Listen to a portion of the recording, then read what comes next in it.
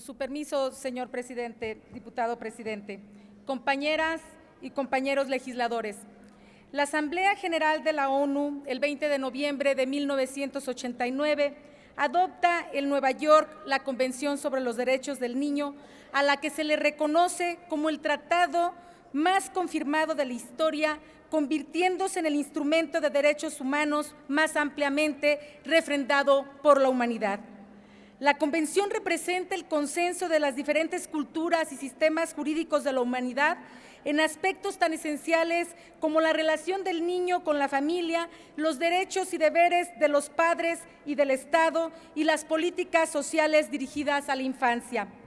Consta de 54 artículos, los cuales establecen los derechos económicos, sociales y culturales de las niñas y los niños. Asimismo, reconoce que en todos los países del mundo hay niños y niñas que viven en condiciones excepcionalmente difíciles y que, por tanto, estos menores de edad necesitan de especial atención. En numerosos países, incluso el nuestro, la vida de las niñas y los niños está amenazada por la violencia en todas sus diversas manifestaciones, de los conflictos armados, de la falta de acceso a la educación, de la desnutrición, del trabajo infantil, de las adicciones, de la trata de personas, de la explotación sexual y otras violaciones a sus derechos humanos. Las niñas y los niños que viven en las zonas rurales tienen menos oportunidades de desarrollo, como una educación de buena calidad o el acceder a servicios de salud, a otros servicios en términos de igualdad de condiciones con las niñas y los niños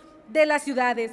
La Convención afirma que tales disparidades en el marco de las sociedades son también una violación a los derechos humanos de las niñas y los niños. La Convención otorga la misma relevancia a todos y cada uno de los derechos de las niñas y los niños. No existe ningún derecho pequeño, ni tampoco una jerarquía en los derechos humanos. Todos los derechos enunciados en la Convención, tanto los derechos civiles, políticos, como los derechos económicos, sociales y culturales, son indivisibles, están relacionados entre sí y su objetivo principal es que el Estado proteja y desarrolle la personalidad integral de la niña y del niño. Este es el verdadero desafío al que hoy nos encontramos. La Convención busca la construcción de nuevas perspectivas en torno a las niñas, los niños y los adolescentes. Con ella, estas personas pasan a ser objetos de protección a sujeto de derechos. En este sentido, las niñas, los niños y los adolescentes son personas en formación y, por tanto, no son propiedad de sus padres ni de sus madres, ni de las personas que se encuentren a su cargo. Son personas con derechos plenos y responsabilidades adaptados a la etapa de su desarrollo. Al reconocer sus derechos de esta manera, la Convención orienta firmemente su mandato hacia la personalidad integral de la niña o el niño. Datos estadísticos nos demuestran que en 2010 había más de 39 millones de niñas, niños menores de 18 años, lo que representaba el 34.9%. De estos, de acuerdo al estudio de pobreza y derechos sociales de niñas, niños, adolescentes en México 2008-2010, realizado por la UNICEF y el Coneval, nos dicen que 21.4 millones de niñas, niños y adolescentes viven en pobreza, que 56% de los menores de 5 años son pobres, que 7 de cada 10 niñas y niños indígenas viven en la miseria, que 3 de cada 4 niñas y niños menores de 17 años presentan alguna carencia de sus derechos sociales. Lo anterior nos indica que este grupo poblacional es el que más enfrenta y resiente la inequidad, la pobreza, la injusticia social y también la violencia familiar, el problema del narcotráfico en las comunidades, la prostitución infantil, la pornografía, el tráfico de personas, la migración de las niñas y los niños no acompañados, la explotación laboral infantil, las niñas y los niños en instituciones de cuidados alternativos y en conflicto con la ley, niños y niñas con discapacidad y con VIH-Sida, entre otros. Hasta el momento,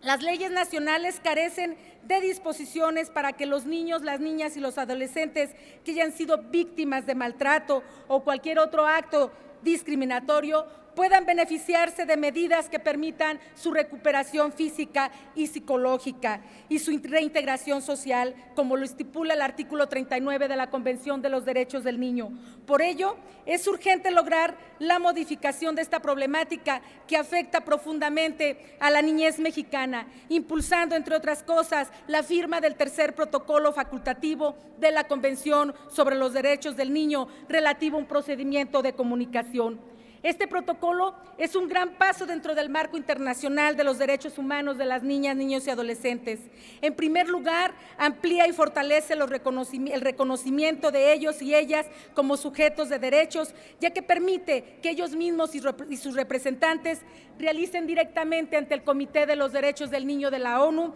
a presentar sus quejas sobre violaciones de sus derechos, siempre y cuando las instancias legales a nivel nacional se hayan agotado o que los mecanismos regionales o nacionales sean insuficientes. La Convención, junto con la reforma constitucional en materia de derechos humanos, representa un cambio sin precedentes para el sistema jurídico mexicano en general y en particular para las legislaturas de los estados, quienes tienen el deber y la obligación de armonizar sus leyes para hacer efectivo el ejercicio de los derechos y para promover la equidad al ser de carácter vinculante directo y de interpretación que concede deberes y obligaciones al Estado a los que México se ha comprometido. Esta es la punta de lanza para la realización del cambio cultural y social que requiere nuestro país para concretar un verdadero Estado de Derecho a favor de la niñez. Sirva pues este aniversario, el número 24 de la Convención de los Derechos del Niño, para hacer un llamado a todas las legislaturas locales, para hacer un llamado a todos los diputados federales, a todos los legisladores, para que podamos armonizar la Convención con nuestras leyes, para garantizar de esta forma los derechos de las niñas, niños y adolescentes a lo largo y ancho de todo el país. Y ojalá que muy pronto podamos ser congruentes y podamos tener lo que ya se mencionaba aquí, una ley general de garantías para niñas, niños y adolescentes. Esa será una respuesta inmediata a todas las omisiones que hemos tenido con esta parte de la población que carece de una serie de cosas y que sus derechos han sido vulnerados. Es cuanto, señor presidente.